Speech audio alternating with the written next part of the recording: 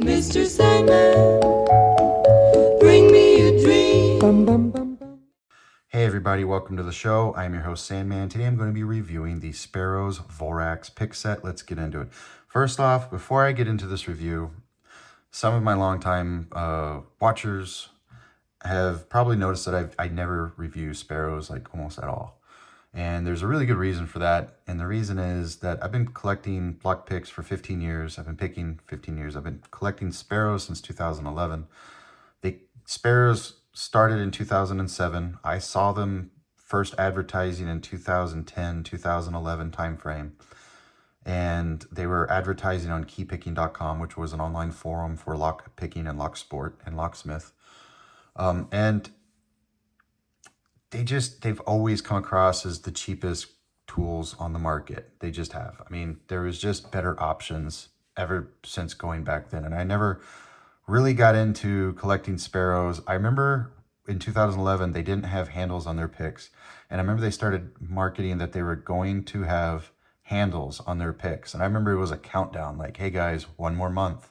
Hey guys, 3 more weeks. Hey everybody, just 2 more weeks. And then we're going to do the big reveal. And then they did the reveal, and it was just these plasti-dipped freaking lock picks. I'm like, really?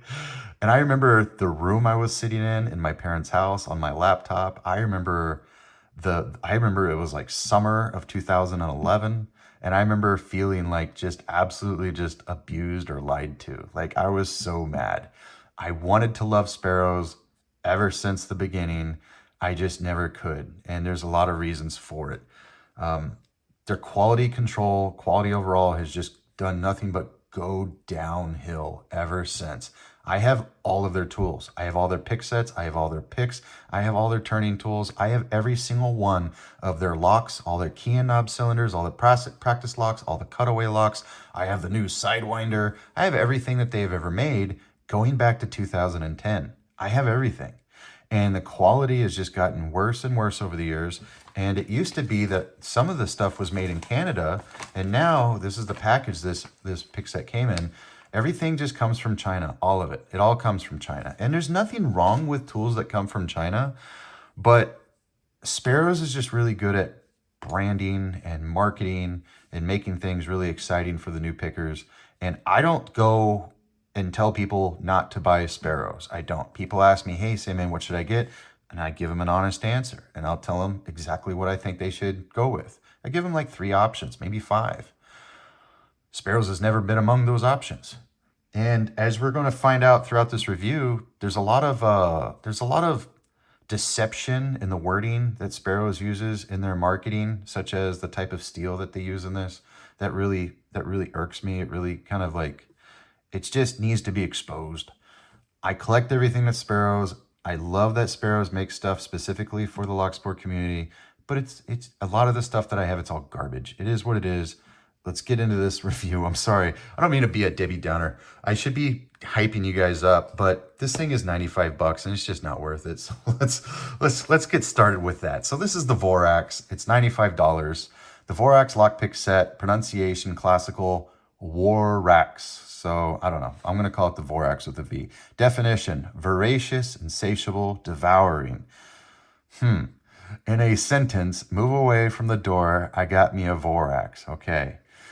This set offers a wide variety of tools in one serious, dark case. The Vorax is the combination of the original Whizwazzle picks, the SS Dev hooks, and a laser-engraved Sandman, story below. Now, I get asked all the time, hey Sandman, I saw your lockpick on Sparrows. And it's like, what's funny is like the 3 times that this has happened in the past 6 months, it's almost like an I gotcha. Like, I know who you are, Sandman. It's like, you're an idiot. This is not me. It's a different guy. I would love to meet this Sandman in an alley and beat him up and take my name back, but it is what it is.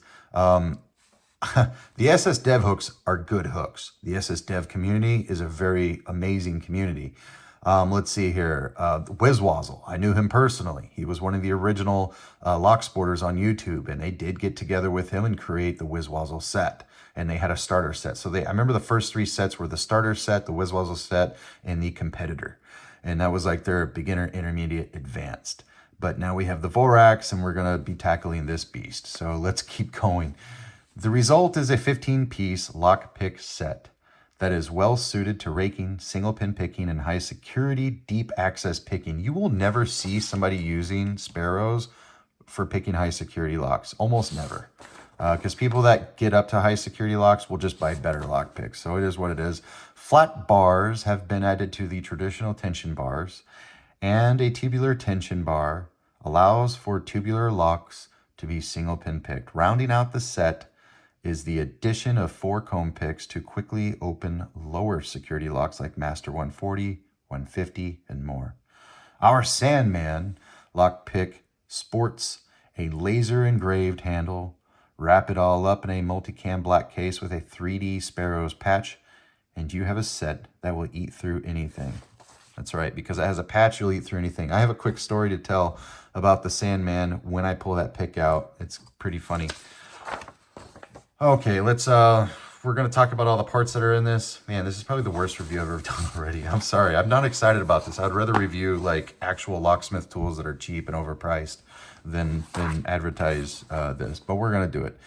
The Vorax case. All lock picks are manufactured by Sparrows out of American-made 301 Cold Max steel with average tension strength of 280,000 pounds a square inch. All pick handles are U.S. Plastisol dipped in Canada. Plastisol. It's essentially Plastidip, and that it is what it is. Let's talk about pick steels for a second. So I've actually contacted Jimy Longs. I've contacted Lock Tools because both of those guys actually manufacture their own lock picks. I've contacted Covert Instruments. I've contacted Multipick. Who else did I contact? Contacted Bare Bones. Oh, let me think about it. I've contacted at least 5 manufacturers in the lockpick industry, 5. And I asked all of them because I primarily contacted the ones that create 301 high yield stainless steel that puts out a 280,000 pounds per square inch of ultimate tensile strength. And I said, hey, do you know what Sparrows is talking about when they talk about this 301 Cold Max steel? And every single one of them said, yeah, it's garbage, it's gobbledygook. None of the wording makes sense. There's no such thing as a Cold Max steel in the steel manufacturing industry or lockpick manufacturing industry.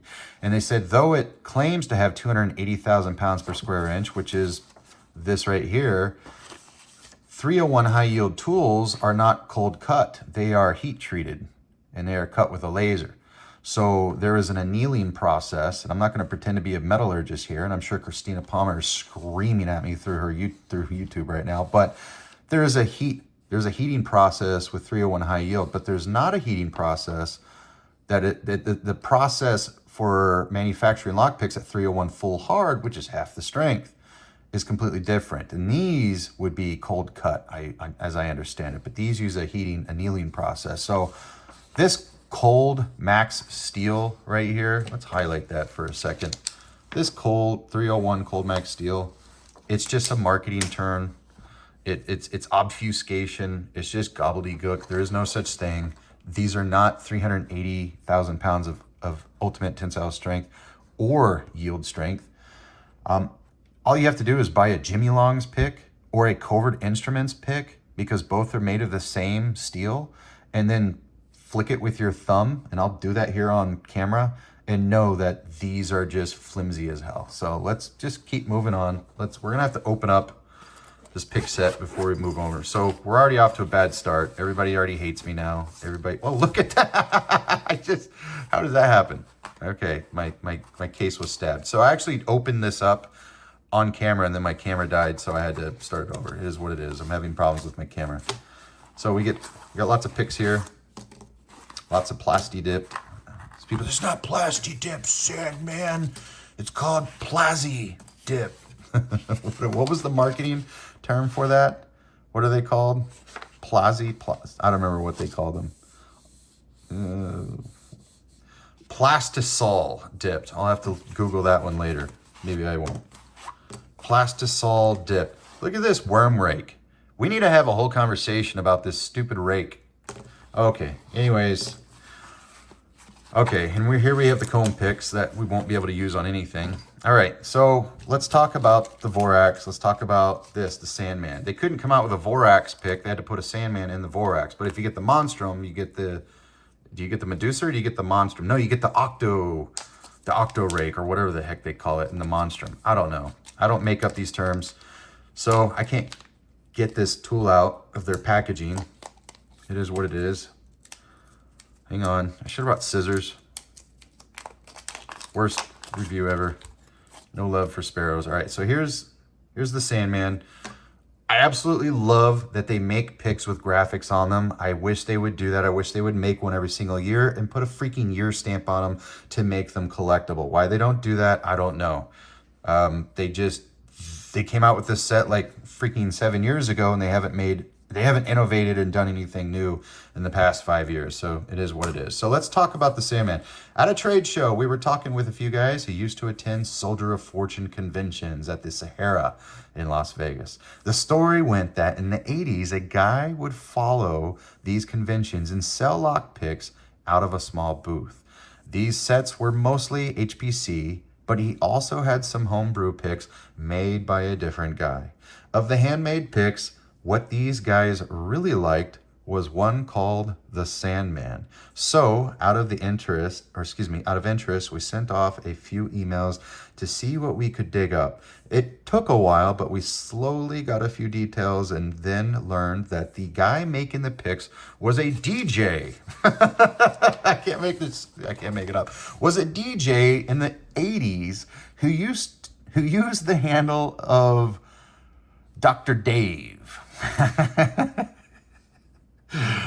Well, we found Dr. Dave. Turns out he still lives in Vegas and has been picking since the 1960s.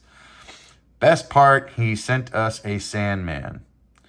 What was really nice is that it is a different pick than anything else in the lineup. A few careful measurements, a little bit of laser art, and here you have it, a truly new pick. The Sandman is a dual-sided rake and a single pin pick for attacking, radical bidding. I think they misspelled radical. I could be wrong. My spelling sucks. Direct from Las Vegas. Direct from Vegas. All right, so here's the deal.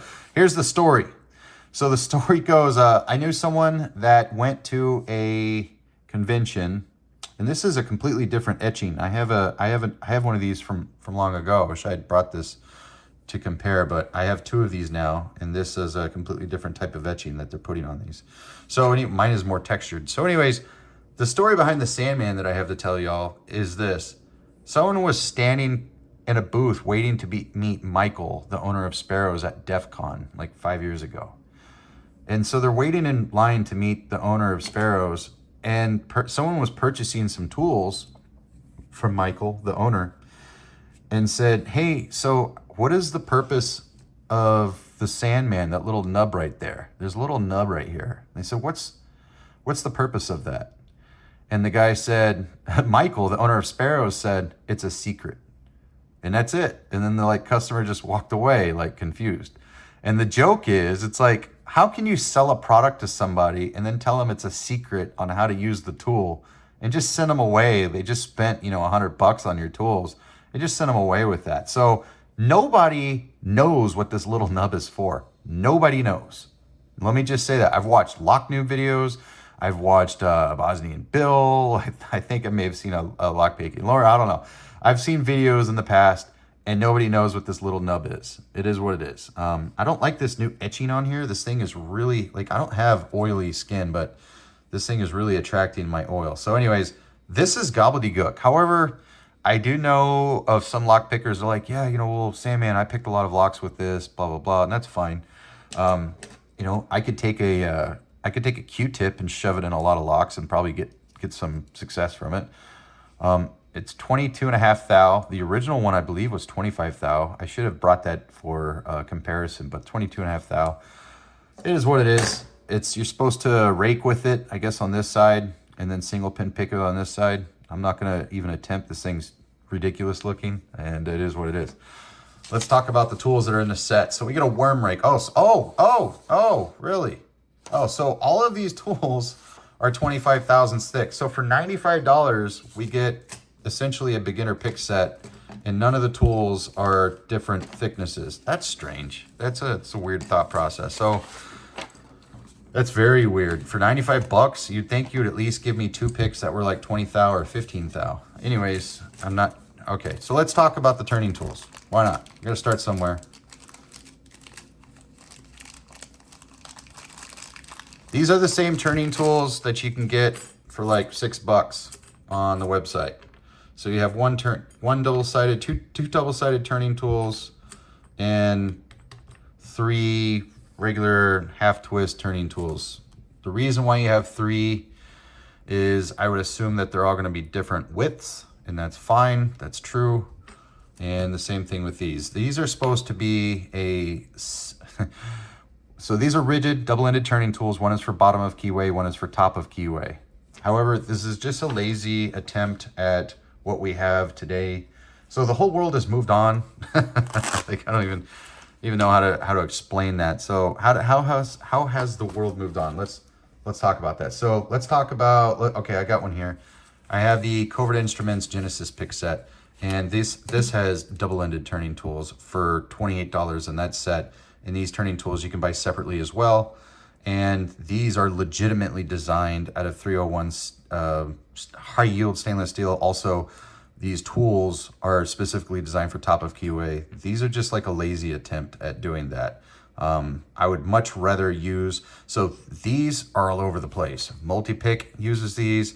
Southern Specialties uses these. Who else uses these? I saw someone the other day that had these. Maybe Southord is now using these. Why are these different than these? So Christina Palmer came up with this design. Christina Palmer is just this genius that consults all these lockpick companies and is a lockpick designer. And so she consulted Covert Instruments on this tool right here.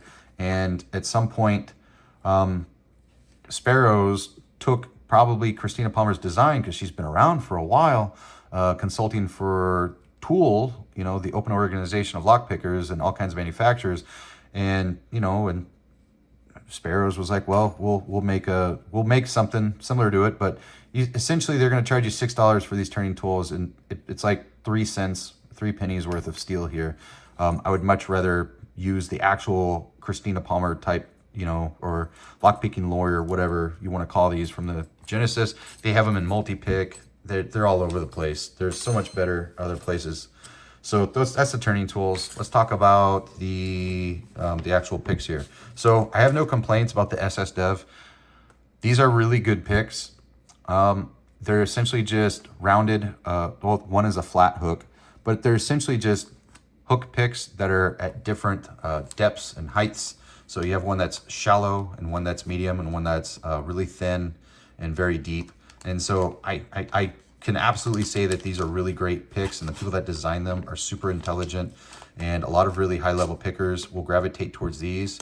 And I think it's smart that Sparrows does offer these in different thicknesses. So 0 complaints there, but I think that's the only thing that saves this lockpick set. You can buy these by themselves on Sparrow's website. I could not recommend spending $95 for this pick set to purchase it. So let's go ahead and divide up this. Let's talk about the rakes, and then we'll go into the picks, the single pin, or the picks for single pin picking.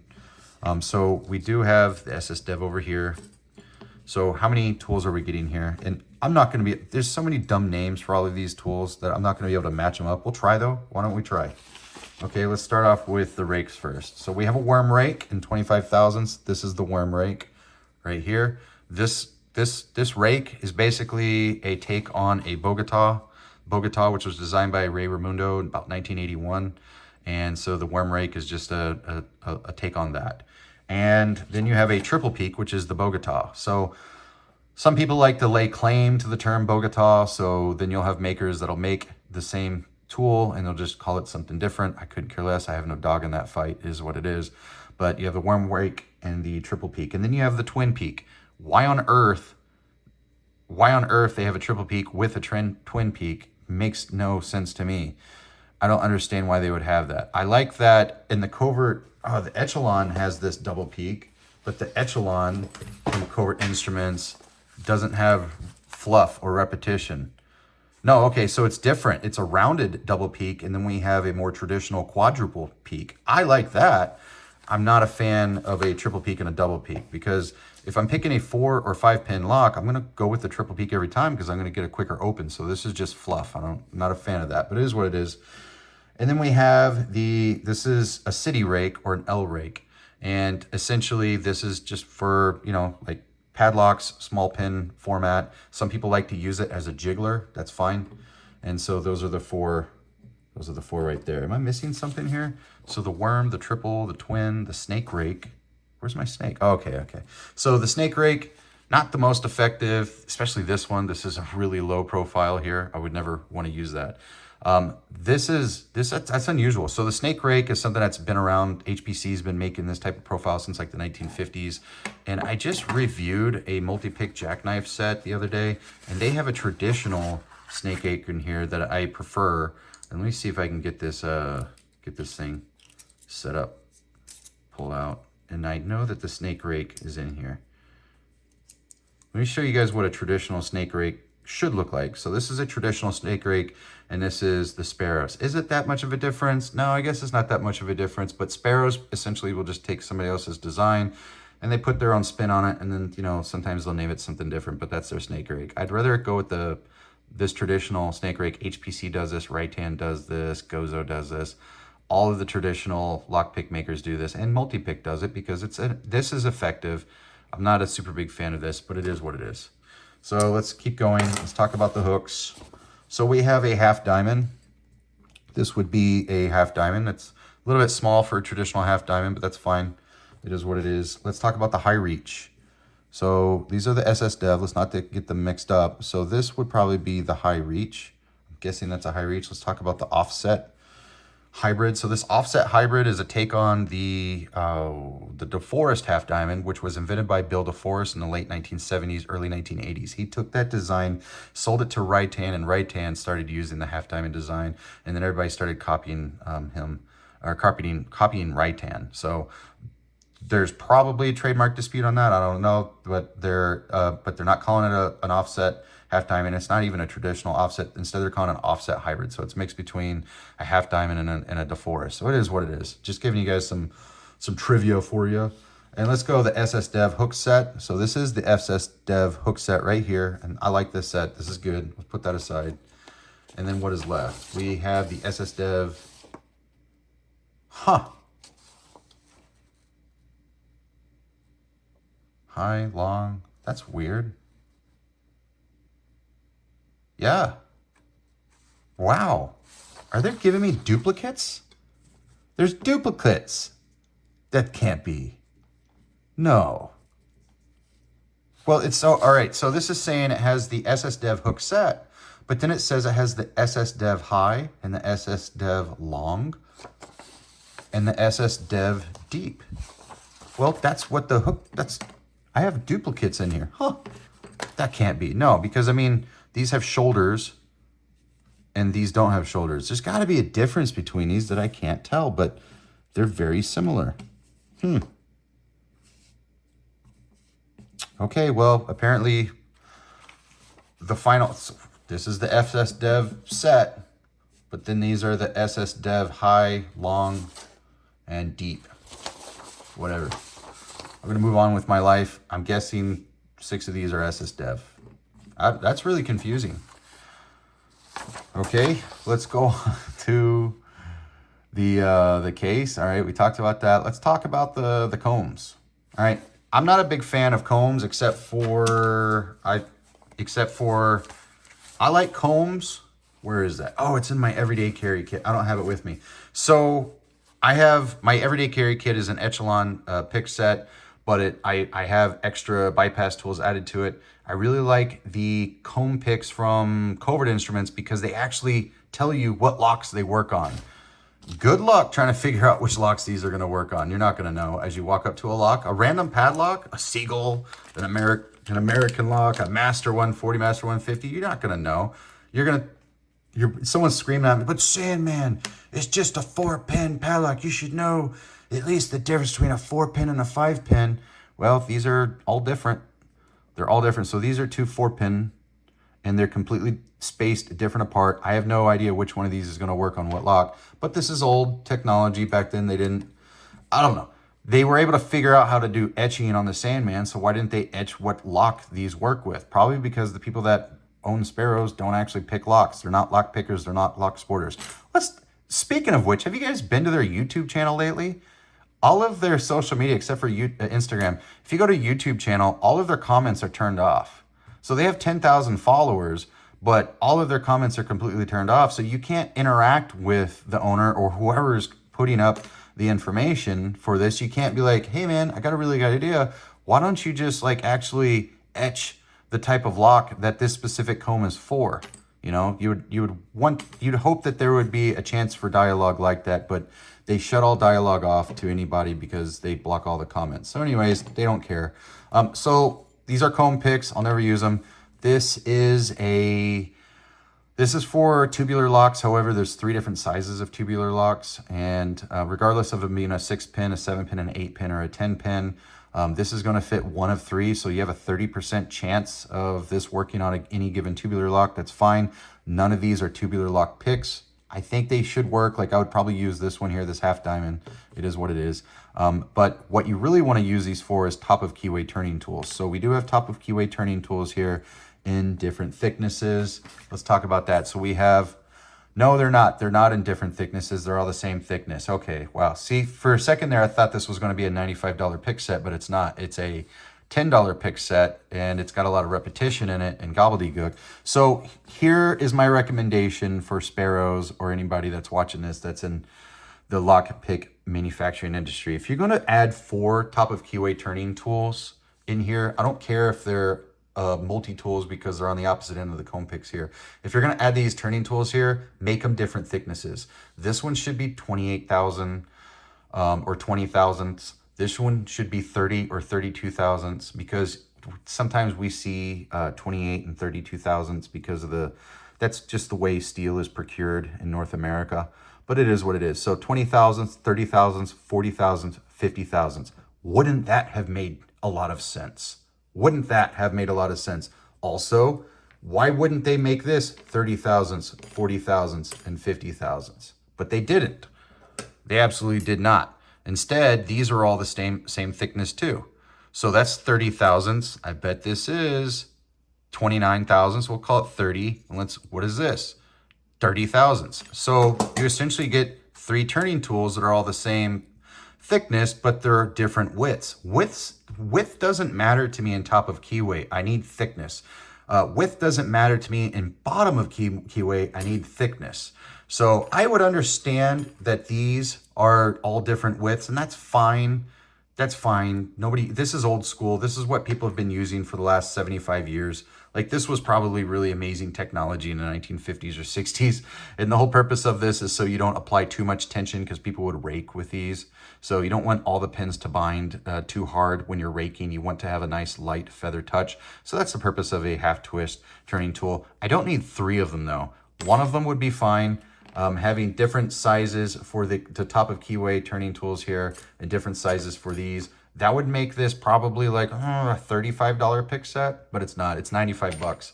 So, all right. So let's talk about what we're doing with our, no, first off, before we compare it to other pick sets, because I hate this set and I already want to just throw it in the trash. Let's talk about, so we know that it's not 301 high yield stainless steel.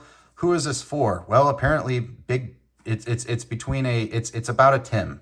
So if you have $100 you want to throw in the trash and you are a professional and you are a professional locksmith, you can spend that money on this pick set, and that's fine. It is what it is. So it's a Tim. If you're a Tim, this is not for little Timmy who has $25 to spend. It's not for Timothy who has $50 to spend. It's not for Big Tim, the collector, because he can buy so much better for the money.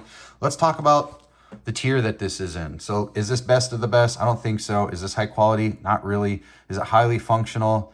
I like the profiles, because the SSDev guys are really smart, and I like the half diamonds. The rakes are decent, but the turning tools are garbage. If they had just put different thicknesses on these turning tools, you would have had a legitimate lockpick set. But the fact that I have 4 turning tools that are all the same thickness really bewilders me. So it's not functional.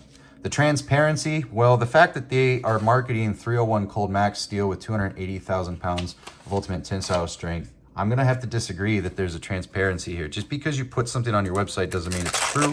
And I've talked to all the other manufacturers and they all disagree. This is what 301 high yield looks like. This is what 301 high yield looks like. This is what 301 high yield looks like. This is what 301 high yield looks like. And this is what 301 high yield looks like. Now, this one has been tumbled, and this process seems a little bit more subdued. It's not as flashy. It's not as highly polished. This is a Lock tool pick set. This is like a $200 pick set, or maybe $150 to $200 pick set. But there's no way you're going to convince me. There's no way you're going to tell me that this is 301 high yield. You're not going to do that. Try to do that with a Lock tool, and I'll wait. I'll watch you hurt yourself. I'll watch you hurt yourself. These things are, like, it's just, when you have 301 high yield in your hands, you know. Like, look at these Jimy Longs. These things are super, oh man, super tough. Ding, ding. Anyways, so the transparency is not there. So what tier is it? They're fun to collect. They're fun to try out. They work in a pinch, and they're good enough for locksmiths. I have seen my local locksmith. He doesn't know I'm a locksporter. He doesn't know that I make YouTube videos. He doesn't know that I hate locksmiths. And I know that he uses Sparrows, which is really funny because he probably sucks at picking locks. So it's a tier 2. I don't believe that this set is garbage. I'm never going to recommend it, but that's a personal choice. I don't believe it's poor quality. I just don't think it was thought out very well. It was created by someone that doesn't pick locks. And I do believe that it is functional enough. I just don't think it's high functionality. I don't believe that this set is garbage. I don't believe it is tier 3. I've seen worse, but the price is way off. For $90, you can buy every Jimy Longs lockpick set and go onto Amazon and buy the pick case, and you would still have $10 left over. Because you can buy every Jimy Longs lockpick for $80. For $80, you can buy, if you're saying, well, Sandman, it's got a really nice case. Well, you can go to Lockjaw Manufacturing, buy their case for, I think it's like 20 bucks. I think this is $20, but let's just live in a world of make-believe and call it 40 bucks. I would rather buy this and then buy some Multipicks or something, or Jimy Longs picks, and fill it with this. And I'd still have money left over to buy turning tools from Covert Instruments because they make the best turning tools. Let's put the Covert Instruments turning tools out. For $95, I can have the Echelon pick set and the Genesis pick set because there are no repetitive tools when you combine the two tool sets. So if I take the Genesis here with these double-ended turning tools, which is $28, and it's 301 high-yield stainless steel, and I take the Echelon pick set and its turning tools, and it's 301 high-yield stainless steel, there's not a single pick that's repetitive in here. If there are two profiles that are alike, one is 20 thousandths, one is 25 thousandths, and you get really nice cases. You can have two cases, and you can put all of these tools in this case, and you would come out to the same price. Honestly, if you bought these on sale too, because they have sales like 4 times a year, you would still come out with money left over to buy something else. I'd rather spend, I spent $90 on my Moki. So Moki is considered some of the most expensive lockpicks, highly sought after, highly collectible, never in stock, made of unobtainium, made of 301 high yield stainless steel. The case is $20. The picks are like $9, $10 each. And I have 1, 2, 3, 4, 5, 6, 7, 8 picks in here in the case. And then I have turning tools in here. So maybe it's like $110. I would rather buy this for an extra $10 to $15 more than get that. But it is what it is, because here's the deal. To Sparrow's credit, this came out a long time ago. And to Sparrow's credit, they're buying everything from China and shipping it back here and then selling you with really great marketing. Are you guys on Facebook or Instagram? Because I see Sparrows on Facebook every 3 seconds, but I don't like, there has been a couple times where I was like, stop showing me this. I've seen enough. But then I'm always hoping that they will like do the right thing and like come out with something nice, but they don't. It is what it is. I don't know what else to say about this product review. This is probably the worst product review I've ever done. I'm sure everybody's like getting upset and everybody's blood pressure is boiling and everybody's mad at me. And people are like, Sandman, I love Sparrows. And I started out with Sparrows and it's my first lockpick set. I'm gonna be honest, my friends, I didn't marry my first girlfriend. I had to date a few before I could find the woman that was worth spending the rest of my life with. And that's just the way life goes. I think lockpick sets are similar in the sense that our first should not be the one that we end up with for the rest of our life.